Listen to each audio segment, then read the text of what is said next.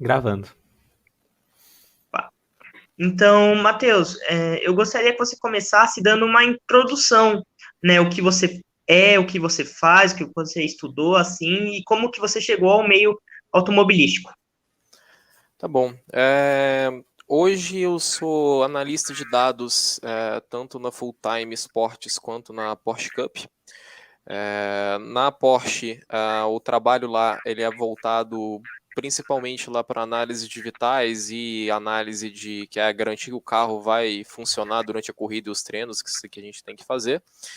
E lá também trabalho bastante com análise de performance de piloto, mas mais voltado para nem tanto como parte do carro, né, que a gente é muito limitado em que a gente pode mexer lá, mas muito do que o piloto pode melhorar, que lá a maioria dos pilotos não são profissionais, então essa parte é onde a gente faz a maior diferença aí no desempenho do carro no fim de semana.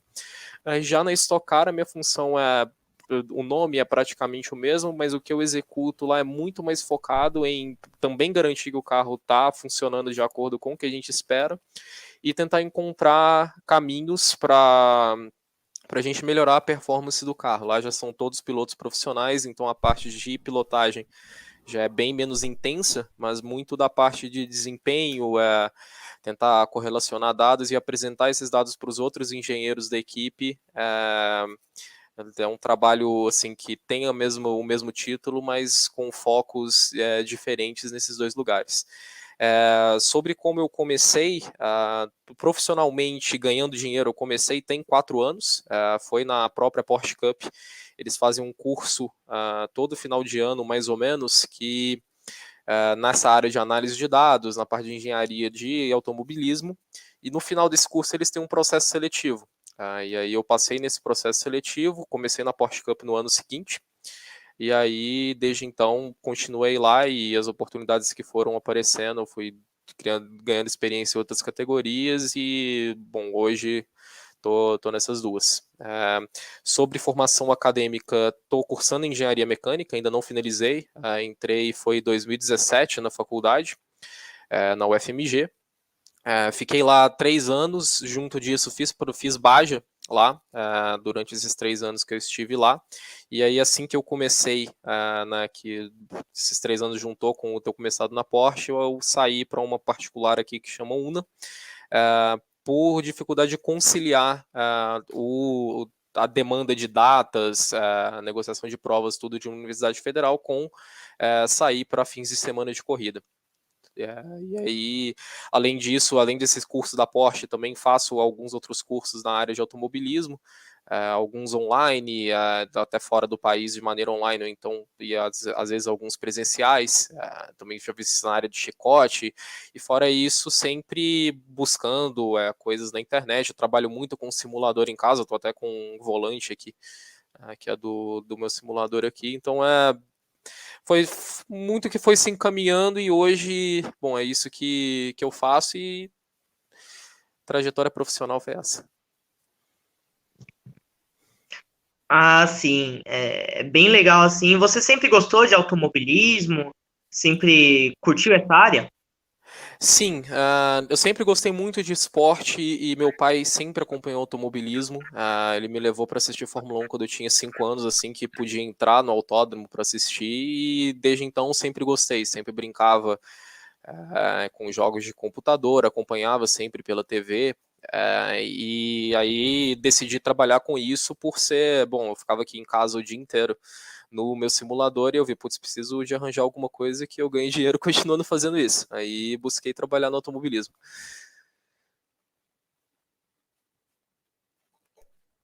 Bacana, bacana demais. Ryan, quer fazer alguma pergunta? Acho que tá mutado. Agora tá me ouvindo? Agora sim. Tô sim. Ah, beleza. Você falou dos simuladores. Como é que você vê isso, essa área, né, de simulação? Como é que você vê como ele ajuda os pilotos a melhorarem o desempenho na pista real, né? Certo, eu acho assim, é importante destacar que na área de simulação também existe uma área muito importante que hoje no Brasil não é muito desenvolvida, que é a simulação sem o driver in the loop, que é o cara sentado em uma simulação de cockpit guiando um modelo de carro, tentando prever o que vai ser o comportamento real.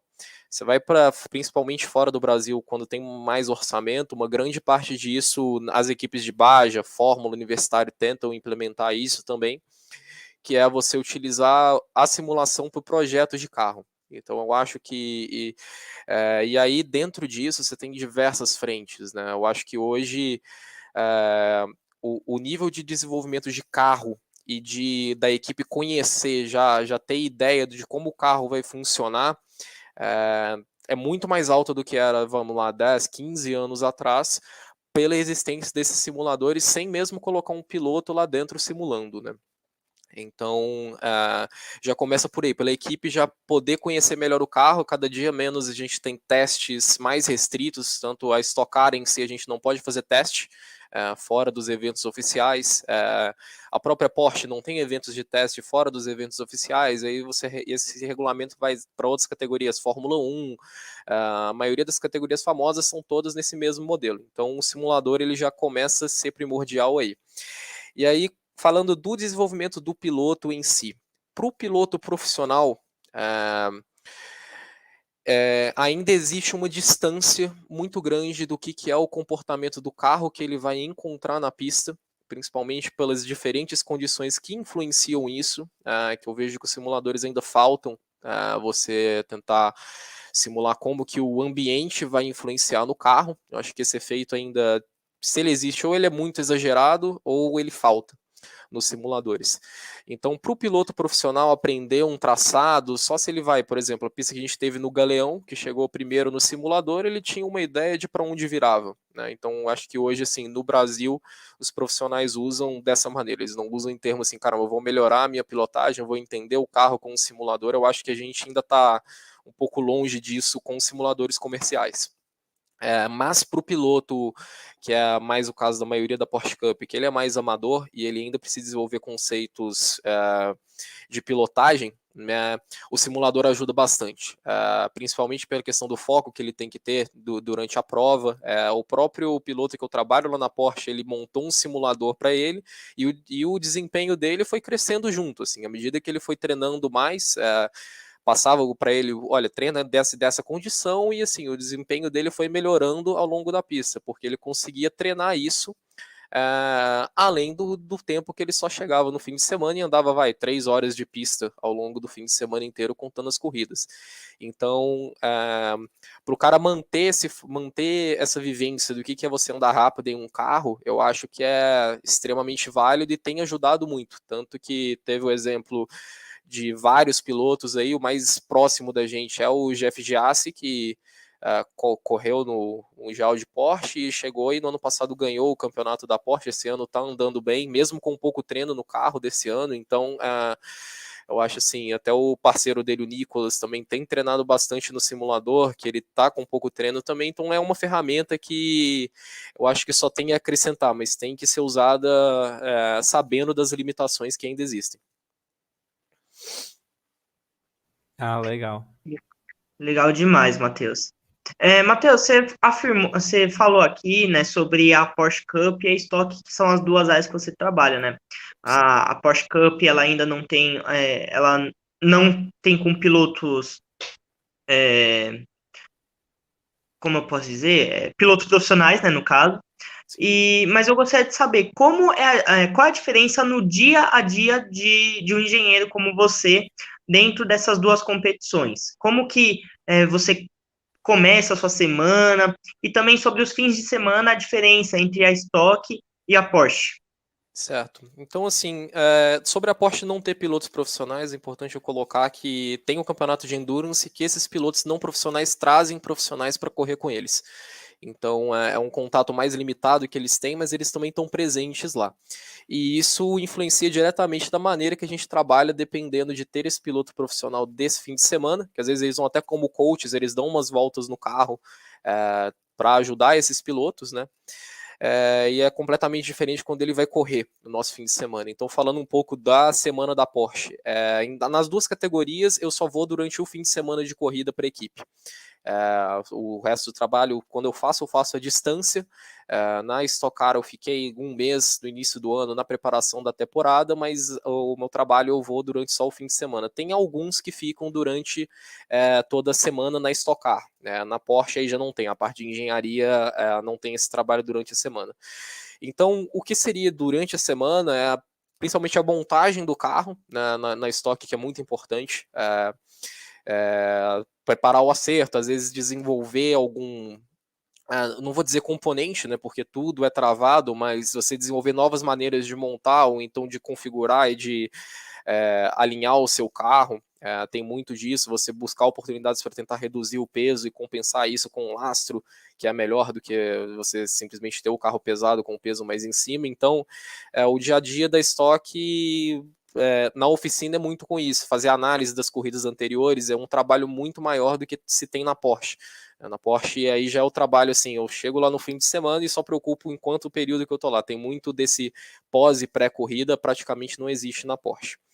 E aí, falando do fim de semana, né? A gente chega na pista, a primeira coisa que a gente faz é conferir se todos os sensores do carro estão funcionando, como a gente espera, chegar, colocar o computador, ver se está tudo de acordo com o que a gente esperaria que estivesse lá para aquele carro. E a partir daí a gente faz um planejamento dos treinos do fim de semana. A Porsche tem mais treinos do que a Stock. A gente tem aí mais ou menos uns 3 treinos extraoficiais, mais o treino oficial, uma classificação e 2 corridas. E aí, para fazer isso, a gente tem 5 jogos de pneu, sendo que desses jogos de pneu, 2 são usados que a gente traz de outras etapas, dependendo da etapa a gente traz 3. Que nesse caso agora, como a gente veio da Argentina, só traz 2 por limitação logística. Então aí a gente faz um planejamento de como que a gente vai usar esses pneus, por exemplo, eu vi essa semana, ver a previsão do tempo, que tem chance de chover tal dia ou tal dia. Então a gente já faz pensando assim, olha, se não, só vai chover, por exemplo, nos treinos de sexta-feira, e aí classificação em corridas todas no sábado e chance baixíssima de chuva. Não faz sentido eu fazer um planejamento para eu andar na chuva, que vai ser gastar o equipamento à toa, não vai ser a situação que a gente vai encontrar. Então, a primeira coisa é fazer esse planejamento, né, assim que chega na pista. E aí, a partir daí, é um trabalho que depende do que acontece, né? Depende, às vezes o piloto escapa da pista, bate o carro, aí é focar na reconstrução. Às vezes a gente já começa bem numa direção muito boa, a gente guarda e testa menos coisas do que a gente testaria se a gente estivesse andando mal. E aí é um trabalho muito reativo, a partir de um planejamento prévio que a gente faz. Aí chegando no dia de classificação de corrida, é meio assim, parece ser uma sessão especial, mas é basicamente a mesma coisa pra gente lá.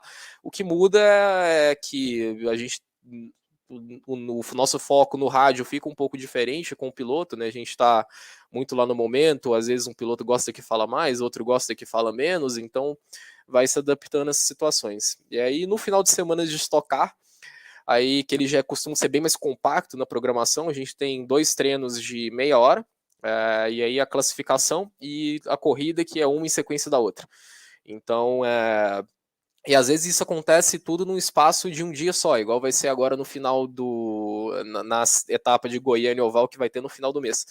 Então, você tem pouco tempo para analisar, para conversar com os pilotos, então a decisão que você tem que tomar é muito rápida, e às vezes quando a gente chega na pista, na quinta-feira, por exemplo, que geralmente a gente chega na quinta, isso vale para Porsche, tanto para Stock, chega na quinta e acaba tudo no domingo. Então a gente na quinta-feira a gente já planeja, olha, já sabe quanto que vai sair de combustível na classificação, já tem tudo isso pré-decidido para ter o maior tempo possível entre as sessões para o que aparecer, porque nunca se sabe o que pode aparecer e é muito corrido, né? A gente está falando às vezes de intervalo de meia hora entre um treino e outro, que a gente tem que analisar, decidir o que vai fazer, conversar com o piloto. Então, assim, quanto mais você consegue se preparar antes, é melhor. E aí essa preparação ela tende a ser maior às vezes quando você já sabe que vai ter um intervalo curto de treino ou não, dependendo, né? Tudo é muito dinâmico dentro do fim de semana de corrida. Sim, muito interessante. A gente às vezes acaba assistindo pela TV, né? E a gente não tem ideia de como corrido é. A gente foi para a etapa de Velocitar, né, em Mogi, e a gente teve essa oportunidade de ver assim diversos engenheiros correndo de um lado para o outro, assim, porque ainda, além da Stock, tinha a Fórmula 4 Brasil, né? Então Sim. a gente só consegue ter a noção vendo ali de perto. Deu uma travadinha, ele falou que a gente foi pra Velocitar Deu pra na ouvir bem. etapa. Deu pra ouvir. Ah, tá, deu pra ouvir? É que Pra no mim foi meu tudo travou, certo achei. aqui. Pra mim foi tudo certo. Ai, É, Rian, alguma Então, pergunta? tenho. Então, você trabalha também com o kart, né? Qual que é a diferença do kart, né, que é uma categoria mais inicial, para as categorias como a Stock, por exemplo? Eu vejo assim, o kart e praticamente em toda a categoria de automobilismo, ele fica tão profissional quanto o dinheiro que você está disposto a gastar. Então, do kart, do kart de aluguel, que às vezes eu faço alguma ou outra análise para alguém que me pede, e até mesmo já fui um brasileiro de kart. Hoje eu estou bem parado dentro do kart, porque sempre bate final de semana ou com a Stock ou com a Porsche. Estamos falando aí de 26 fins de semana no ano, então não sobra muita coisa.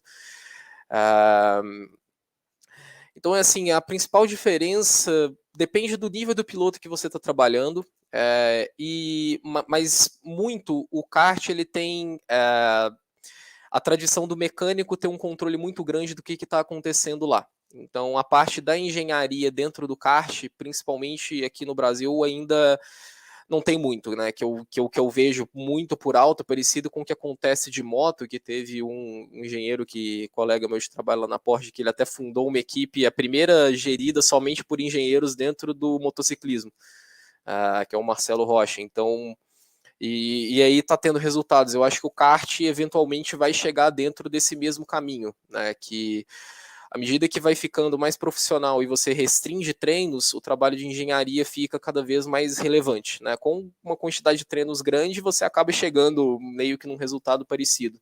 E aí muito depende do foco, né? Tem muita gente que corre de kart por hobby, então tá lá todo fim de semana, tá lá mais porque quer curtir, e às vezes só quer algum indício, olha, eu posso melhorar aqui, sabe? Não quer fazer disso aí às vezes uma carreira, ao mesmo tempo que você pega meninos de 11, 12 anos que ele e a família querem fazer chegar na Fórmula 1. Então, o kart ele é bem diverso do nível de profissionalismo que você consegue ter e do nível de trabalho que você desenvolve. Isso tudo muito depende do orçamento que quem está disposto a gastar. E aí, às vezes, eu vejo assim, pessoas que gastam um orçamento, às vezes, de correr de Porsche ao longo do ano em uma temporada de kart. E aí você vai trabalhar com isso de iniciante e não tem nada. É a cara que vai lá, testa 5 motores ao longo do fim de semana, é um jogo de pneu a cada saída, então vai lá, gasta 8 jogos de pneu em um dia. Então, assim, dizer que isso é uma categoria iniciante é completamente... Assim, é só que o cara pensa, a porta de entrada, mas tem muito profissionalismo envolvido dependendo do nível que se encontra lá o kart, né? Então eu acho, assim, é bem diverso, não dá para ter uma resposta fixa para isso.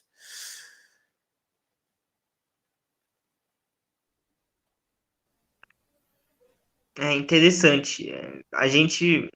A engenharia, assim como o automobilismo, ela é muito profissional, né? Desde a base até a- as grandes, assim, categorias do automobilismo. Mas, Matheus, a gente estava conversando um pouquinho, você estava falando sobre análise, né? Você faz telemetria, então, dos carros, é isso?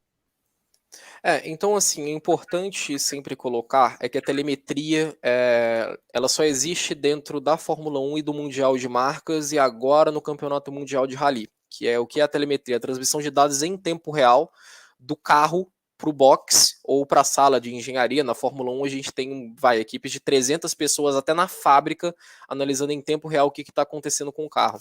Então essa análise em tempo real é a que a gente chama de telemetria. No Brasil, hoje, a não ser na Endurance Brasil, que tem alguns carros que tem isso, mas talvez tenha até já sido proibido nesse ano, estavam comentando disso. O que a gente faz é aquisição de dados, que é o carro para, aí a gente vai lá, que esses engenheiros correndo, plugando lá no computador, não é que a gente estava mexendo coisa no carro, a gente está baixando o dado do que aconteceu na pista. Então, essa aquisição de dados, que é o que tem na Porsche, na Stock, na Fórmula 4, e 90% das categorias no mundo, é você chegar e baixar o dado que foi gravado, e aí fazer essa análise posterior. Ela não é feita, a gente não tem a leitura desse dado em tempo real. Então, o que eu faço hoje é trabalhar com essa análise de dados. Aí muita gente chama de análise de telemetria, mas o certo seria falar análise da aquisição de dados do carro. E aí, através disso, a gente tem, dependendo do carro, tem mais ou menos canais que a gente consegue avaliar o desempenho tanto do piloto quanto o funcionamento do carro. E entre eles, eu posso citar assim, tem um gráfico que mostra a posição de acelerador, o quanto que ele estava virado de volante, e aí na parte de vitais do carro, né, que a gente vê se ele está funcionando, tem a pressão de combustível, pressão de óleo, as temperaturas de óleo, de arrefecimento, e a partir daí a gente consegue analisar esses dados e chegar em conclusões sobre tanto o desempenho do piloto quanto o funcionamento do carro. Ah, sim. Isso eu não sabia. Eu não tinha essa ciência. Eu achava que qualquer coleta de dados para mim era telemetria, mas como você explicou, ficou bem mais fácil assim de entender. Rian, tem mais alguma pergunta? Não, por mim é isso. Não, então eu acho que foi isso, Matheus, tá bom? Queria te agradecer por ter aceitado esse convite de fazer a entrevista. Aqui a gente está minando bastante, né, atrás de engenheiros, pilotos, para conversar aqui sobre esse trabalho nosso. Então, eu queria te agradecer por ter aceitado. Beleza. Bom, então é isso, Matheus. Muito obrigado, viu? Tranquilo, obrigado. Obrigadão.